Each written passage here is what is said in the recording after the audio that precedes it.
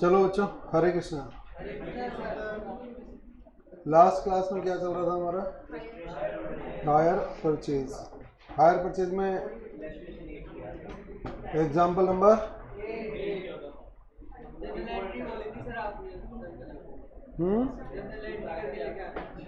हाँ, होमवर्क हो गया होगा।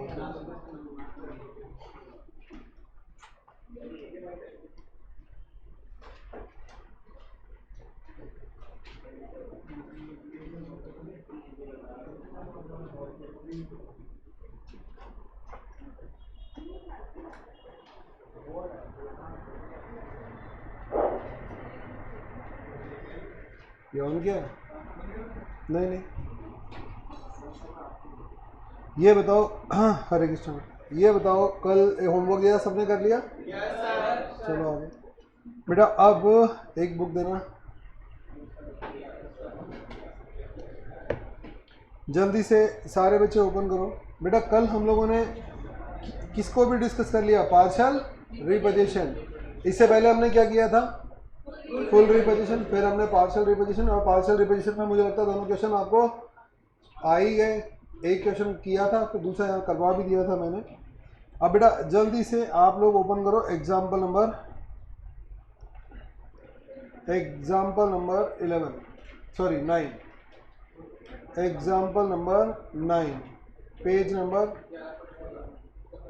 11.31। मैं एसएम की बात कर रहा हूँ, आप अपनी बुक में देख लेना। ट्रैक्टर ए और ट्रैक्टर बी वाला है। ट्रैक्टर ए और ट्रैक्टर बी वाला है। A firm acquired two tractors. A firm acquired two tractors under hire purchase agreement from HP and Company. Details of which as follows: Tractor A and Tractor B. Cash price 14,000 and tractor B का 19,000। ये बताओ, हाँ, tractor ए कब खरीदा? 1 अप्रैल 2011 को। और tractor B कब खरीदा? 1 अक्टूबर 2011 को खरीदा। Both agreements provided for payments to be made in 24 monthly installments of 600 each for tractor A and 800 each for tractor B। बोला दोनों की कितनी है? 24 मंथली इंस्टॉलमेंट है। 24 मंथली इंस्टॉलमेंट, ठीक है। 600 रुपये की जो ट्रैक्टर ए की और 800 रुपये की ट्रैक्टर बी की। Commencing on the last day of the month following purchases, all installment being paid on due dates. सारी इंस्टॉलमेंट पूरा ड्यू डेट्स पर पे कर दी गई। On June 2012, the tractor B was completely destroyed by the fire. In full settlement on the 10th July 2012, an insurance company paid 15,000 under a comprehensive policy. बोला 30 जून को एक tractor जल गया आपका और उसके फुल सेटल, वो आपने ट्रैक्टर बताओ क्या करवा रखा था? इंश्योर्ड करवा रखा था। तो उसके फुल सेटलमेंट में आपको 10th जुलाई को 15,000 रुपये क्या मिल गए? कॉम्पनसेशन मिल गया। Any balance on the hire purchasing company account in respect of these transactions was to be return. बोला hire purchasing company. Hire purchasing company कौन है? वेंडर कंपनी, जिसने आपको बेचा, ठीक है ना। ये बोला उस कंपनी का कोई भी बैलेंस हो, क्योंकि भैया आपका ट्रैक्टर जल गया तो बताओ आपको भी तो आगे पेमेंट करना पड़ेगा। ट्रैक्टर तो आपके पास जला है, आपने किसी से खरीदा और आपकी गाड़ी चोरी हो गई, तो बताओ आप आगे इंस्टॉलमेंट पे करोगे या नहीं करोगे? वो बोल रहा है एनी बैलेंस, कोई जो बैलेंस बचा था हायर परचेज कंपनी का क्या कर दिया इसने, राइट ऑफ कर दिया। The firm prepared accounts annually on 31st December and provided depreciation on tractors on a straight line basis at the rate of 20% per annum, rounded off to the nearest 10 rupee, a portion as from the date of purchase and up to the date of disposal। ये बोल रहा है आप depreciation SLM basis पर लगाओगे और वो rate क्या रहेगा आपका 20% रहेगा। You are required to record this transaction into following accounts 31 दिसंबर 2011 एंड 31 दिसंबर 2012। आपको 2 साल की अकाउंटिंग करके दिखानी है, किसमें, tractor on hire purchase, provision for depreciation और डिस्पोजल ऑफ ट्रैक्टर। कौन सा अकाउंट नहीं मांगा है इसमें, हायर वेंडर अकाउंट नहीं मांगा। क्यों नहीं मांगा बेटा, इंफॉर्मेशन भी प्रॉपर नहीं है इसमें। क्यों, ना तो रेट ऑफ इंटरेस्ट दे रखा ना कुछ और दे रखा, तो इसने वेंडर अकाउंट मांगा ही नहीं।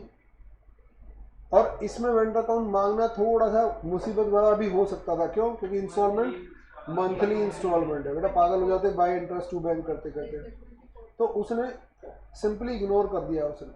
हालांकि उसने ड्राफ्टिंग ऐसे की है, बीच बीच में वो किसकी बात करता रहा, वेंडर का अकाउंट राइट ऑफ कर दिया, ये कर दिया वो कर दिया, लेकिन लास्ट में आके उसने कहा आपको ये अकाउंट बनाने हैं ट्रैक्टर अकाउंट। बेटा बेसिकली इसमें पता है आपसे केवल और केवल असेट्स अकाउंट ही मांगा है बस।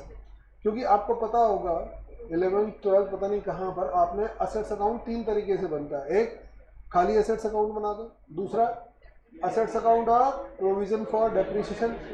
असेट अकाउंट ऐसे केस में कॉस्ट पर बनेगा और प्रोविजन फॉर डेप्रिसिएशन में सारा का सारा डेप्रिसिएशन इकट्ठा होता जाएगा और जिस दिन आप क्या करोगे, बेचोगे, उस दिन प्रोविजन से वो डेप्रिसिएशन उठा के असेट्स में डाल दोगे। तीसरा एक तरीका क्या होता है, असेट्स अकाउंट बनाओ, प्रोविजन फॉर और डिस्पोजल अकाउंट बनाओ। तो हम लोग बताओ क्या तीनों अकाउंट या 2 अकाउंट बनाते हैं क्या? क्या हम असेट्स और प्रोविजन अकाउंट बनाते हैं क्या? क्या हम असेट्स प्रोविजन या डिस्पोजल अकाउंट बनाते क्या? नहीं बनाते, कभी नहीं बनाते। ये अकाउंट हम तभी बनाते हैं जब बेटा क्वेश्चन मेंशन करे, अदरवाइज हमें जरूरत नहीं। क्यों, क्योंकि सारा का सारा काम असेट अकाउंट में हो जाता है। आप असेट अकाउंट में क्या कर सकते हो, असेट को खरीद बेच भी सकते हो, डेप्रिशिएट भी कर सकते हो, बेच भी सब काम असेट अकाउंट में पॉसिबल है। लेकिन क्योंकि इसने कहा है, मैं यानी इसका मतलब मेरे दिमाग में एक बात क्लियर हो गई, इसने मुझसे मांगा क्या, केवल असेट्स अकाउंट मांगा है, वेंडर अकाउंट नहीं मांगा। क्यों, क्योंकि वेंडर की इंफॉर्मेशन प्रॉपर नहीं है। मैं मंथली बेसिस पे भी बना देता, क्या है बार बार हेडक ले लेता, लेकिन इंफॉर्मेशन ही नहीं है। दूसरा, असेट अकाउंट को घुमा फिरा कर मांग लिया गया कि असेट अकाउंट, प्रोविजन अकाउंट और डिस्पोजल अकाउंट। ठीक है, असेट अकाउंट बना देते हैं। तो सारे बच्चे में मुझे नहीं लगता असेट अकाउंट में कोई दिक्कत है। क्या, खरीदो और डेप्रिशिएट करो, खरीदो और डेप्रिशिएट करो, एक डैमेज हो गई तो उसको डिस्पोज करके दिखा दो। तो ये बताओ, सबसे पहला काम आपके दिमाग में वही रहना चाहिए, मैं असेट अकाउंट बना रहा हूँ। एग्जाम्पल नंबर 9,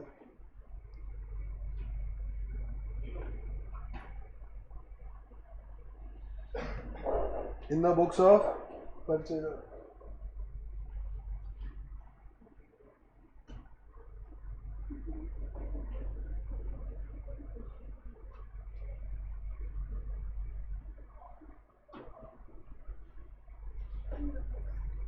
सबसे पहला account tractor on hire purchase, यानी असेट अकाउंट है ये पहला account, tractor on hire purchase.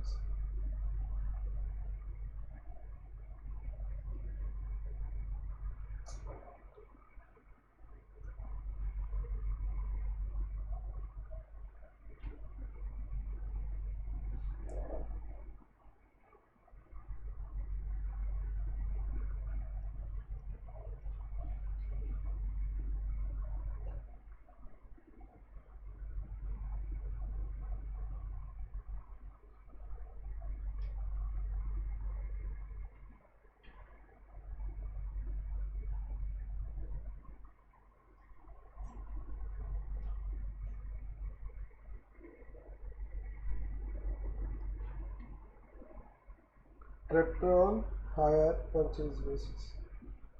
और दूसरा अकाउंट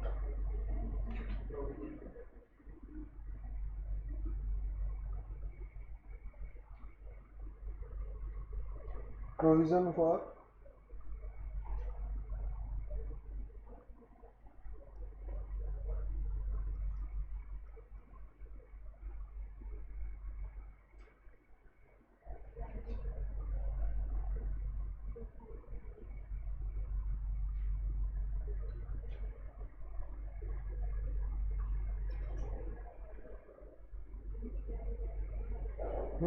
जल्दी से बोलते चलो मतलब डिस्पोजल अकाउंट तो कब बनेगा, जब डिस्पोज ऑफ होगा, जबकि अब देखा जाएगा। जल्दी से बोलो फटाफट। बेटा इसमें कैलेंडर ईयर फॉलो कर रहा है, अगर आपको पता हो तो जल्दी बोलो। 1 अप्रैल 2011। हाँ,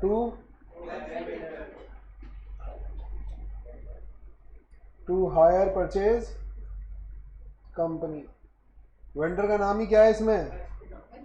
HP कंपनी। क्योंकि ध्यान रखना, इसने मुझसे दो अकाउंट नहीं बोले, ट्रैक्टर ए अकाउंट अलग बनाओ, ट्रैक्टर बी अकाउंट, ऐसा नहीं बोला। तो बताओ फिर मुझे क्या करना पड़ेगा? ध्यान रख, आपने बनाया होगा मशीन 1, मशीन 2, मशीन 3 एक ही में बनता है। तो बेटा यहाँ पर मुझे मेंशन करना पड़ेगा। बताओ क्या? ट्रैक्टर ए मुझे मेंशन करना पड़ेगा। Amount rupees 14,000।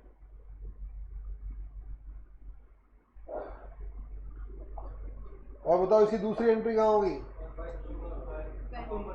अब ध्यान रखना, अब कुछ नहीं होगा, वेंडर अकाउंट नहीं बना रहा मैं, ना मुझे इसमें डाउन पेमेंट ना पता, ना इंटरेस्ट की रेट पता, कुछ नहीं पता। खाली केवल और केवल असेट अकाउंट में बढ़ते चलो आगे।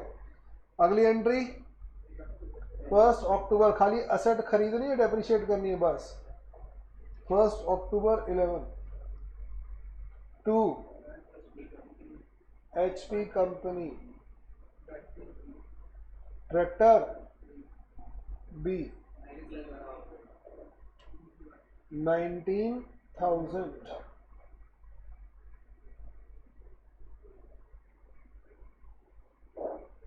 बोलो फटाफट, आगे बोलते चलो बेटा। Very good. 31 दिसंबर को डेप्रिशिएशन यहाँ नहीं लगाकर, अरे डेप्रिशिएशन की एंट्री क्या होगी? Depreciation account debit to assets नहीं होगी, depreciation account debit to provision for depreciation. तो यहाँ ना होकर यहाँ पर 31 दिसंबर 11 बाय डेप्रिशिएशन।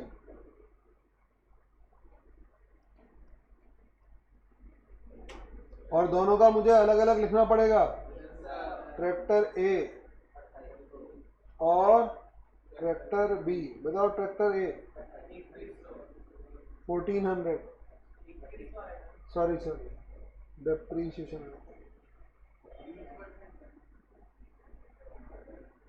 तो ये 9 मंथ का आएगा है ना, 2100, और ये 950 3 मंथ का आएगा। और क्यों आएगा सबको पता है, खरीदा अलग अलग डेट पर था। तो ये टोटल हो गया 3050। 31 दिसंबर 2011 टू बैलेंस BD। तो इसको अकाउंट को बंद करो, इस साल तो कुछ लेना देना है नहीं। Tractor A CD, tractor A 2100, tractor B 950 3050। ये अकाउंट बंद हो गए।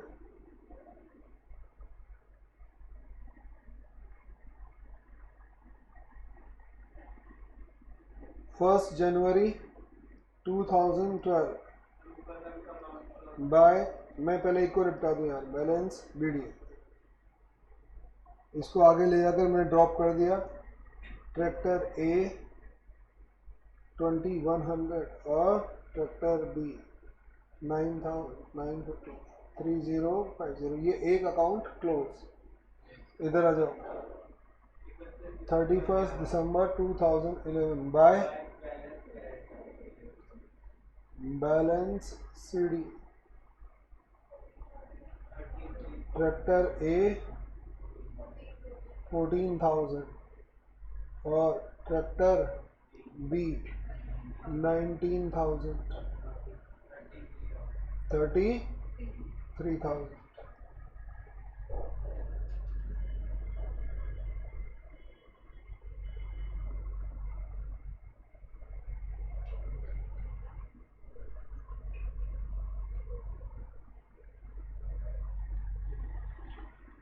ये हो गया आपका क्लोज। यहाँ पर 1 जनवरी 2012 टू बैलेंस बीडी कितना बेटा 33 सीधा नहीं लिखूंगा है ना। ट्रैक्टर ए, ट्रैक्टर बी 14,000 और 19,000 33,000।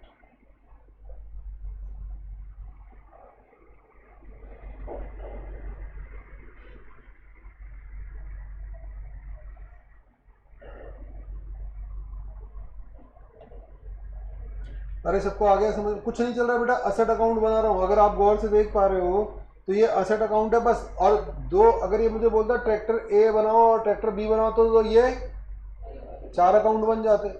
अब ये बोल रहा है आपको पता है कि हम एक अकाउंट में भी चीज़ों को मैनेज कर सकते हैं, तो ये कर रहे हैं बस।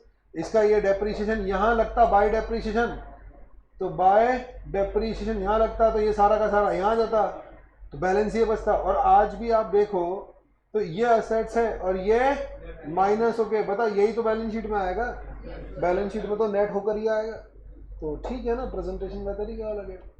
इसने हमसे वेंडर अकाउंट ना मांगकर असेट अकाउंट ही मांगा है। तो पहले साल की अकाउंटिंग डन। बेटा ऑनलाइन वाले बच्चों जल्दी से बोलो यहाँ तक क्लियर सबका। बेटा ऑनलाइन वाले बच्चों फटाफट बोलो यहाँ तक सबका क्लियर। नेक्स्ट,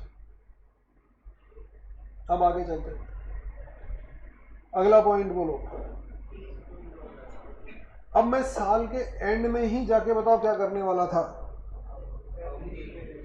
साल के एंड में जाकर ही डेप्रिशिएट करने वाला था, लेकिन हुआ क्या, बीच में एक कब 30 जून को ट्रैक्टर बी कंप्लीटली डिस्ट्रॉय हो गया। तो 30 जून को बताओ क्या करूं, अरे हटाऊं इसे। तो बताओ 30 जून तक तो मैंने क्या किया, उसे यूज किया, तो 30 जून तक का डेप्रिसिएशन लगा दो by depreciation, by depreciation, depreciation. Tractor B 6 महीने का लगा, उस पर कितना होता है 1900, ये 1900। बेटा एसएलएम बेसिस है, ध्यान रखना। तो ओरिजिनल कॉस्ट पर ही लगता रहेगा, एसएलएम है, ओरिजिनल कॉस्ट पर ही लगता रहेगा।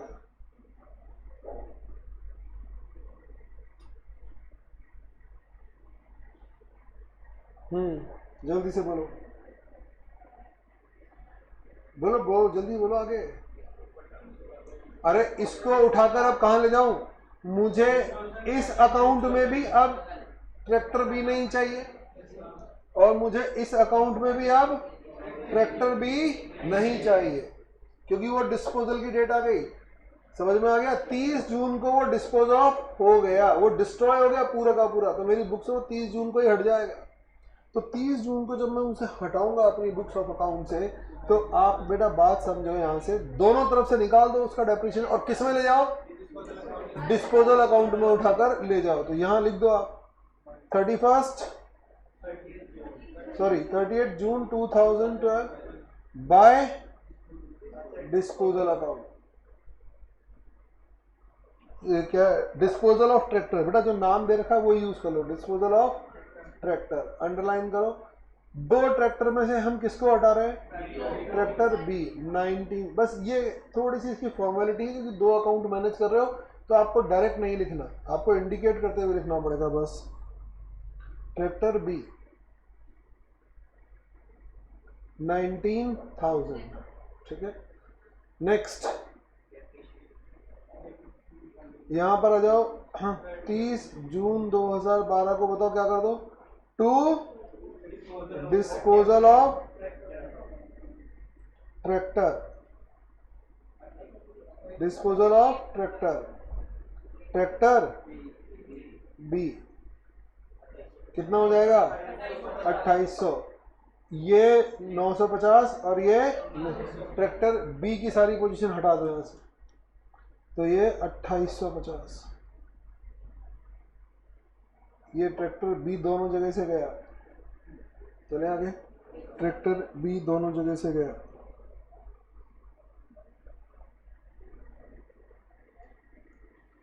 अब बताओ एक तीसरा नया अकाउंट खोल दो, कौन सा?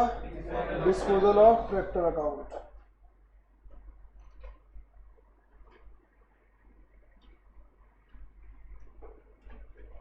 Disposal of tractor account.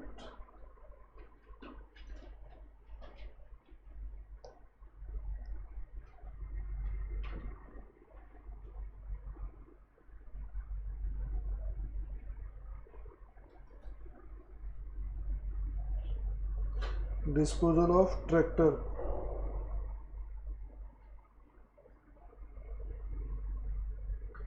जल्दी से बोलो फटाफट। तो बेटा पहला असेट उठा कर लेकर आ जाओ, जून 2012 to tractor on hire purchase, tractor on hire purchase. Tractor B कितना है 19,000,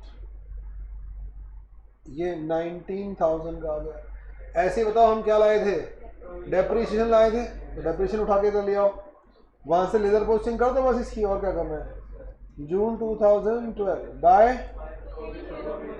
provision for depreciation, tractor B बोलो 2850, ये लो 2850 आ गया समझ में। ये बताओ आपका 30 जून को एक ट्रैक्टर जो कितने का था, कितने का डेप्रिशिएट हो गया, ये बताओ कितने का बचा, 16,150 का बचा। आ गया 16,150 का। इसका हमने इंश्योरेंस करवा रखा था, तो आज इंश्योरेंस कंपनी से कितनी तारीख को 10 जुलाई 12 को क्या मिला, बाय बैंक मिल गया ना पैसा, बाय बैंक कितना 15,000। बेटा प्रॉपर्टी थी कितने की 16,150, मिले कितने 15,000, तो इसका मतलब बाय पी अंडर 1850 1150, ये नुकसान बैलेंसिंग फिगर ये पी अंडर में चला गया। ये बन गया डिस्पोजल का सीन। एक ट्रैक्टर आपने डिस्पोज किया जिसका कॉस्ट था 19,000, उस पर डेप्रिसिएशन लगा 2850 और बैंक से उसके 15,000 इंश्योरेंस क्लेम के मिले, बाकी का नुकसान हो गया। चले आगे। अब हायर परचेजिंग कंपनी को कितना दिया, कितना राइट ऑफ किया, वो हमें लेना देना है, उसकी कोई इन्फॉर्मेशन ही नहीं है, तो उसमें तो दिमाग ही लगाना है आपको। वो तो बिना मतलब राइट ऑफ कर दिया, ये कर दिया, वो कर दिया, वो बच्चों को उलझाने के काम है। जब इन्फॉर्मेशन ही नहीं है तो दिमाग कहाँ से लगा। चले आगे। तो ये डिस्पोजल वाली बात खत्म हो गई।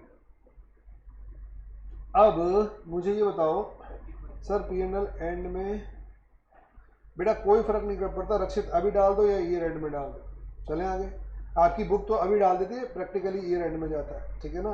तो आप पता आज क्या लिखोगे बेटा, ये तो बिना ये देखो, आपको P&L नहीं लिखना है तो क्या लिख दो,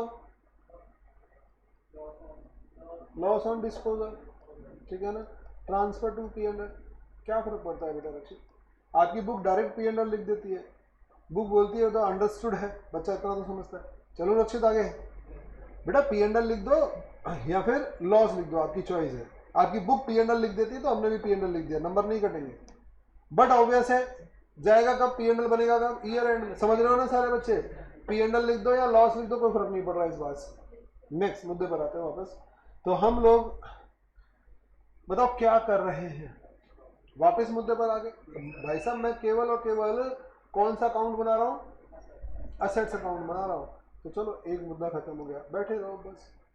ट्रैक्टर बी तो है आपके पास, ट्रैक्टर बी बताओ क्या किया आपने, एक बार भैया बुला बुला जल्दी, वो नीचे उतर रहे हैं यार, जल्दी जाओ उतर रहे हैं।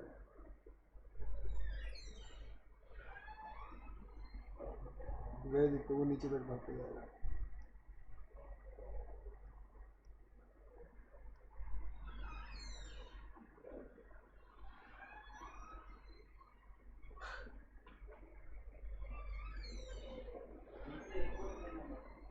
तो दोनों ही एक जैसे हैं, वो थोड़ा कम करता है, ज्यादा करता है, वो फर्क इतना सा है।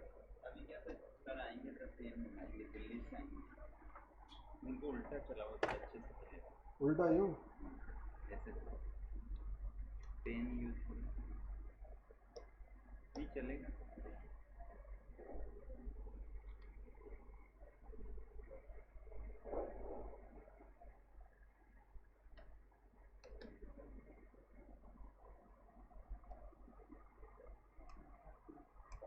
वो वाला वो नया नया कौन सा वाला? दो पेन देखना, एक आगे तो लग गया, इसमें 2 पेन थे ना लास्ट क्लास में।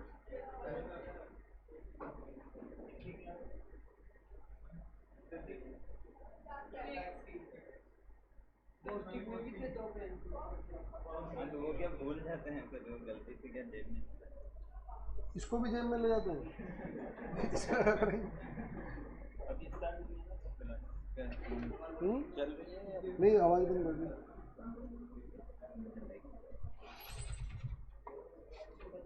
क्योंकि सर वो 10,000 का पेन है।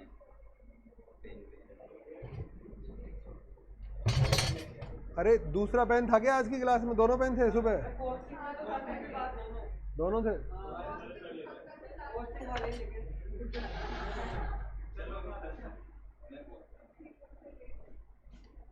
पता कर लेना ना, देख लेना, मैंने बता दिया।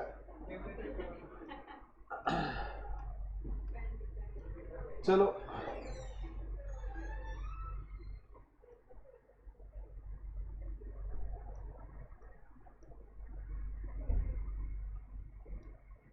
ये क्या हो गया?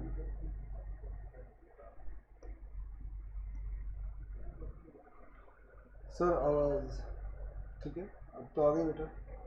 चलो मुझे ये बताओ, अब कुछ नहीं करना, ट्रैक्टर बी तो गया, अब केवल और केवल ए को पकड़ के बैठे रहो बस।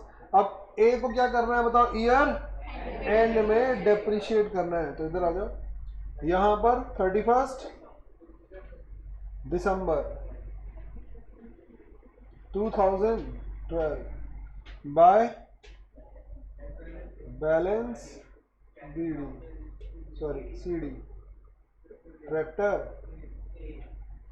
ए, अमाउंट रुपीज 14,000। ये एट कॉस्ट आता रहेगा, ये एट कॉस्ट आता रहेगा, और इसे कैरी फॉरवर्ड करके छोड़ दो। 1 जनवरी 2013 टू बैलेंस बीडी, ये चलता रहेगा आगे। हमें हालांकि 2 साल की अकाउंटिंग मांगी है तो हमने कैरी फॉरवर्ड करके ड्रॉप कर दिया। अब ऐसे ही किसको निपटा दें? डेप्रीशिएशन, केवल और केवल डेप्रीशिएशन किसका आएगा यहाँ पर? यहाँ पर 31 दिसंबर, सॉरी 31 दिसंबर 2012 बाय डेप्रीशिएशन, एसएलएम बेसिस पर होल ईयर का।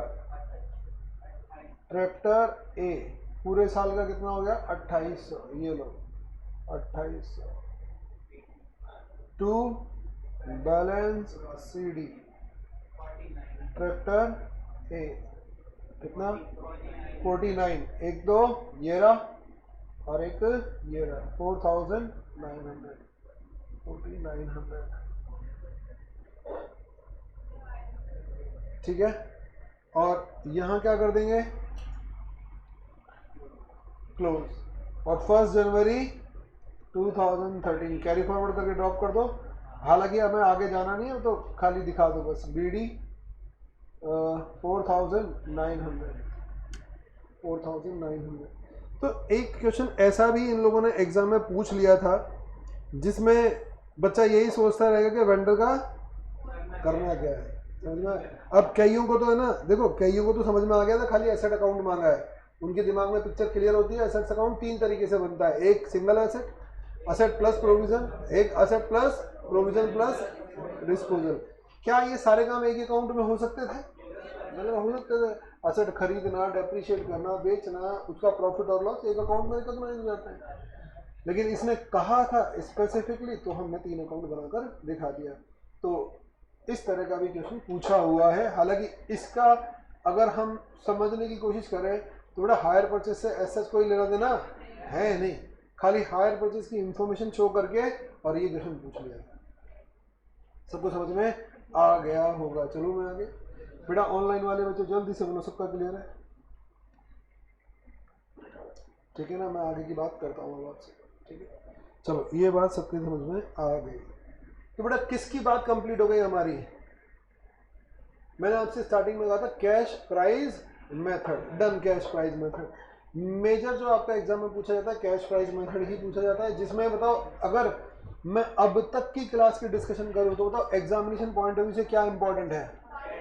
Partial reposition. अब तक जो हमने डिस्कशन किया उसमें आपको खुद को भी नजर आ गया होगा कि पार्शियल रिपोजिशन ही एक काम की बात है। तो उसमें बाई चांस अगर वो फुल रिपोजिशन का क्वेश्चन बना के देते तो वो भी मैंने आपको समझा दिया था। तो हमने सारी बातें कर ली। तो हमारा कैश प्राइस मेथड डन। क्या सबको समझ में आ गया कैश प्राइस मेथड? चलो मैं आगे। बेटा ऑनलाइन वाले बच्चे जल्दी से बोलो। कैश प्राइस मेथड में मैंने, हालांकि पार्शल आता है लेकिन मैंने 2 सीन दिखा दिए। एक, सारे पेमेंट हो जाए तो कैसे चलेगा। दूसरा, पार्शल रिपोजिशन हो तो कैसे चलेगा। फुल रिपोजिशन हो तो कैसे चलेगा। सारी बातें हम लोगों ने कर डाली। नेक्स्ट, अब हम बात करते हैं किसके बारे में? इंटरेस्ट सस्पेंस मेथड के बारे में। तो लिखो सारे बच्चे। हालांकि एग्जामिनेशन पॉइंट ऑफ व्यू से ऐसा कोई काम की बात है नहीं, एक बार क्लास में देख लो और 1-2 बार वैसे ही आप देख लेना, इसकी ज़्यादा कोई रिटर्न प्रैक्टिस करने की ज़रूरत नहीं है। लेकिन हाँ, एग्जाम में जाने से पहले एक बार देख ज़रूर जाना है इसे बस। Interest suspense method.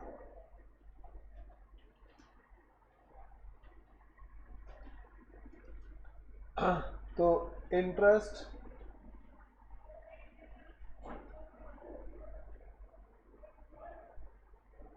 Suspense method. बेटा इंटरेस्ट सस्पेंस मेथड, मुझे ये बताओ, जो मैंने एंट्रीज बताई थी, interest suspense method restricted discussion करेंगे, ये एग्जामिनेशन पॉइंट ऑफ व्यू से कोई लेना देना है नहीं, लेकिन फिर भी आपकी बुक में जितना दे रखा है उतनी बात कर लेते हैं। किसकी बुक्स में एंट्रीज? हायर परचेजर और हायर वेंडर एंट्रीज के बारे में बात कर रहे हैं। और ट्रांजैक्शन जैसे हमने पहले लिखा था, जो सबसे पहले लिखा था वैसा का वैसा ही कुछ सीन है। लिखो जल्दी से। At the time of agreement, at the time of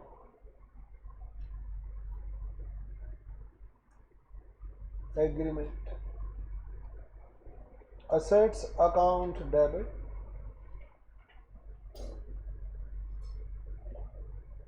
interest suspense account debit to higher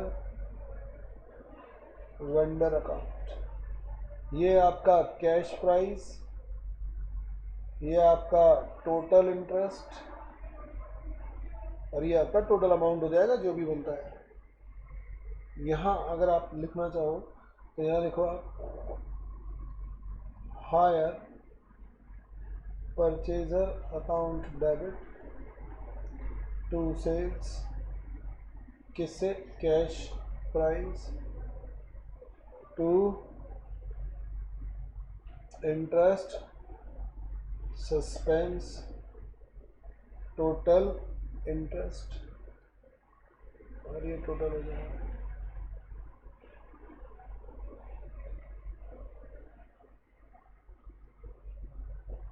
फिर दूसरा डाउन पेमेंट्स, डाउन पेमेंट्स, जल्दी से बोलो डाउन पेमेंट की। Hire vendor account debit, hire vendor to bank, यहाँ पर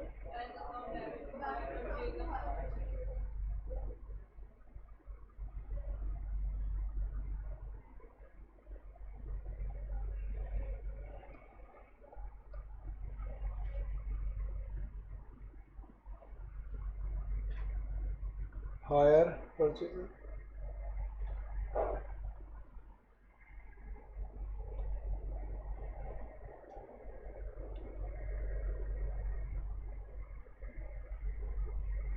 next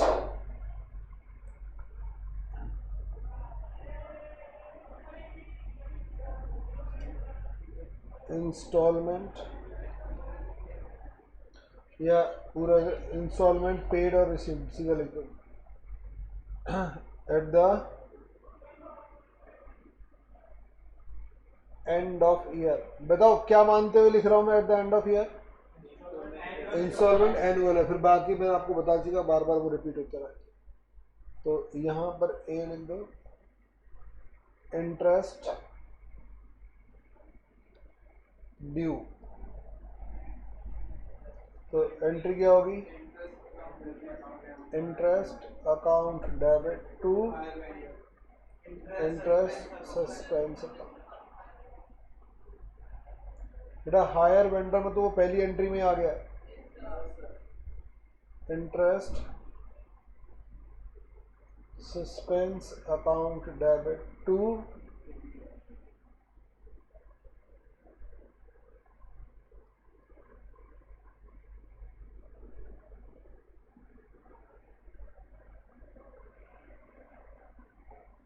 B interest instalment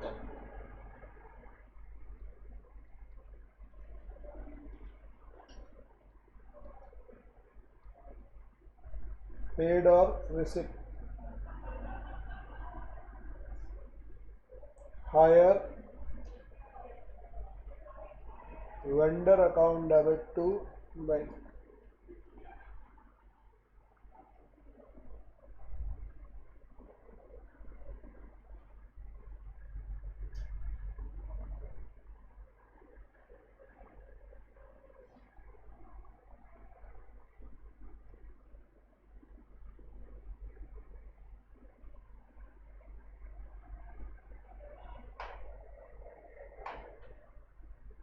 next depreciation charge,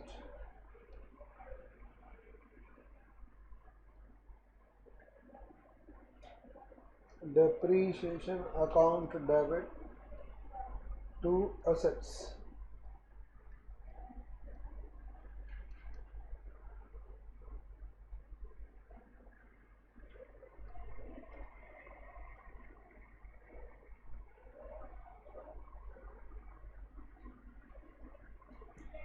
Depreciation account debit to assets. Next,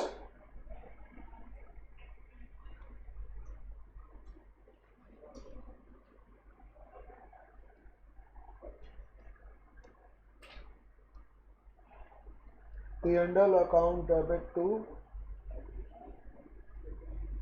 depreciation to interest.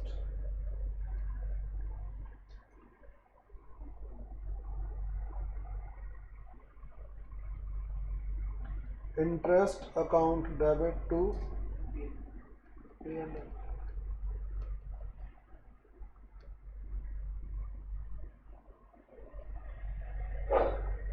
ये आपका क्या है?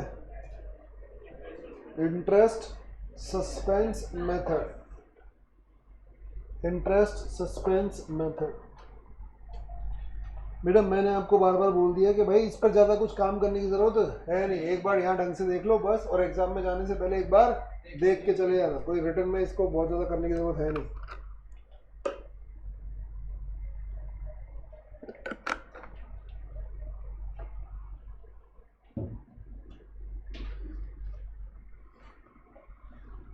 इसमें अगर आपको दिख रहा है तो बताओ, हाँ, किस एंट्री में फ़र्क आया? पहली और खाली इंटरेस्ट वाली, बाकी तो सब वही है बेटा। ये भी वही है जो आपने पेमेंट की डाली है, ये डेप्रिसिएशन का ये लास्ट में, तो हमारे सामने ये इंस्टॉलमेंट पेमेंट की सारी एंट्री वही है। पहली एंट्री और इंटरेस्ट की एंट्री में डिफरेंस है।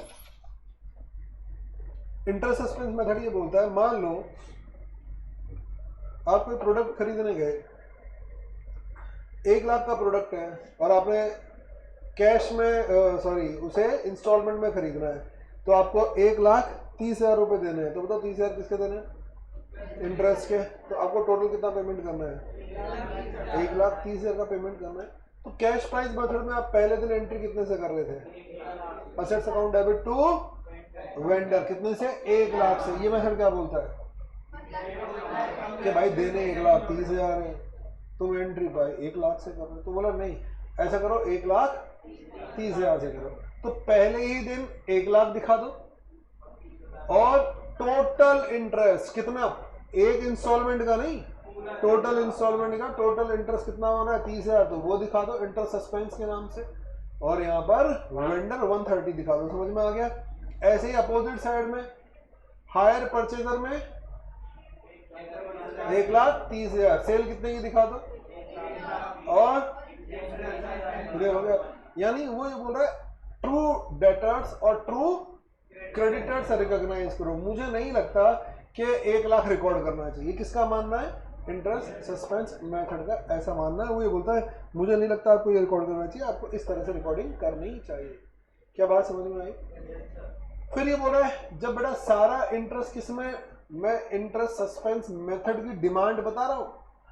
अब ये सही है या गलत है दिमाग मत लगाना। मोस्टली बताओ कौन सा मेथड फॉलो होता है? इंटरेस्ट सस्पेंस फॉलो नहीं होता, इसीलिए मैं बार बार बोल रहा हूँ काम का है नहीं। ये बताओ जब हमने इंटरेस्ट पूरा का पूरा ड्यू किस में कर दिया? वेंडर में, पूरा का पूरा एक साथ डाल दिया। तो जब आप इंस्टॉलमेंट पे करोगे तो बुक्स में इंटरेस्ट तो दिखाई नहीं दे रहा, तो इंटरेस्ट को तो क्रिएट करोगे, लेकिन बताओ किस में चार्ज नहीं करोगे? वेंडर में चार्ज, क्योंकि वेंडर में तो ऑलरेडी चार्ज है।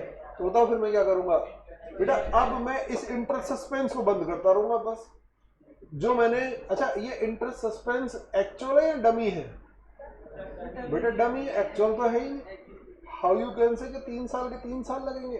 अरे आदमी क्या पहले पेमेंट नहीं कर सकता क्या, और करता नहीं है क्या? मेरा प्रैक्टिकल लाइफ में तो पहले भी तो पेमेंट होते हैं। आपने 20 साल का लोन लिया, आप गए एक गाड़ी खरीदने, उन्होंने कहा, आपने कहा साहब ये लो 1 लाख रुपए, 20 लाख की गाड़ी, 19 लाख का क्या कर दो, वो इंस्टॉलमेंट बना दो। आपको पता है मुझे मेरे पास 1 साल बाद पैसा आ जाएगा, तो इंस्टॉलमेंट कितने की बनवाओगे? 1 लाख की, 1 साल की। आपने कहा मैक्सिमम कितनी बन रही है? वो बोला 10 साल। आपने कहा 10 साल की बना दो। हालांकि मुझे पता है मेरे पास 1 साल बाद पैसा आ जाएगा, लेकिन फिर भी भाई फ्यूचर तो अनप्रिडिक्टेबल है ना, तो ज्यादा दिमाग क्यों लगाए? ये अभी 10 साल की, बेटा 1 साल की करवाने के बाद में गड़बड़ करोगे तो फिर दिक्कत आएगी। तो बेटर है अभी ऑप्शन कितने का मिल रहा है, ले लो 10 साल का, और फिर बाद में 1 साल बाद दे देना, पेमेंट कर देना, जो ड्यू होगा वो पेमेंट हो जाएगा। क्लियर है? तो ये बताओ आप जब 1 साल बाद पेमेंट करोगे तो 1 साल का इंटरेस्ट दोगे पूरे 10 साल का? अरे जितना लोन लिया, जितना डिले किया, उतने समय का तो इंटरेस्ट दोगे। ये थोड़ी कि 10 साल, हमने तो कहा था 10 साल में दे देंगे, ऑप्शन होता है प्री पेमेंट का। तो प्री पेमेंट करोगे तो जितना डिले करोगे केवल उतना ही इंटरेस्ट देना पड़ेगा। तो बताओ बेटर क्या लगता है आपको, सारा इंटरेस्ट एक साथ ठोक दिया जाए अकाउंट में, या कैश प्राइस मेथड क्या बोल रहा था, 1 साल डिले किया, 1 साल का इंटरेस्ट बुक करो और बाकी इमीडिएटली पे कर दो। समझ में आ रहा है? 2 साल डिले किया तो दूसरे साल तक का इंटरेस्ट बचा हुआ पे कर दो। तो बेटर क्या था बताओ? ये तो सारे मेथड की एक साथ अकाउंट नहीं, क्या मानते हुए कि आप 10 साल से पहले पेमेंट ही नहीं करोगे, 20 साल से पहले पेमेंट ही नहीं करोगे, जबकि ऐसा नहीं, हम पहले भी पेमेंट कर सकते हैं। तो प्रैक्टिकली हम देखें तो ये मेथड कहीं ना कहीं ठीक नहीं है। वो मेथड ज़्यादा जेन्युइन है, तो वही एग्जाम में भी आता है और वही प्रैक्टिकली आपको फॉलो भी करना पड़ता है। ठीक है, आपकी बुक में लिखा हुआ है तो हमें पढ़ना था, एग्जामिनेशन पॉइंट ऑफ व्यू से भी लेस इंपॉर्टेंस है, और लाइफ में तो मैंने कहा इसका कोई यूटिलिटी हायर परचेज सिस्टम में तो एटलीस्ट नहीं है। चलो मैं आगे, अब ये क्या है, कैसे एप्लीकेबल होगा, आपको समझ में मोटी मोटी बात आ गई है। कल एक क्वेश्चन करके देख लेंगे, इसका खत्म हो जाएगा। तो ये मेथड कल की कल क्लास में खत्म हो जाएगा। बेटा ऑनलाइन वाले बच्चों जल्दी से बोलो यहाँ तक की कहानी क्लियर। इस मेथड पर अभी बात पूरी नहीं हुई है, कल हम लोग करेंगे, एक एग्जाम्पल के थ्रू करेंगे, तब जाके आपको क्लियरिटी आ जाएगी। तो मैंने आज आपसे इंटरेस्ट सस्पेंस के बारे में बात की। इससे आगे की बात इंटरेस्ट सस्पेंस कल की क्लास में पूरा हो जाएगा। कोई डाउट हो तो फिर आप पूछ लीजिएगा। हरे कृष्णा बच्चों, आज के लिए इतना, ठीक है ना।